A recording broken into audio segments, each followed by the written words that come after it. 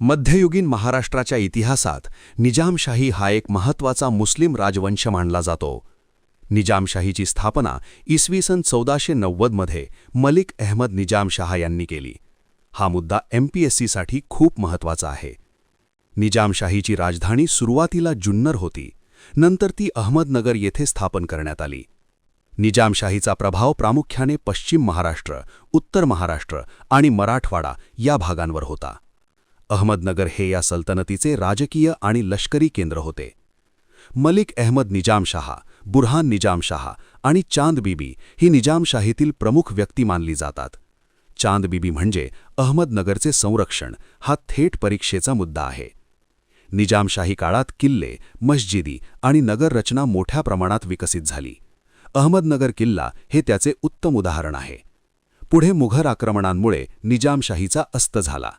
म्हणूनच निजामशाही हा MPSCसाठी अत्यंत महत्त्वाचा इतिहासाचा विषय आहे. अशाच माहितीच्या व्हिडिओसाठी चॅनलला सबस्क्राईब करा.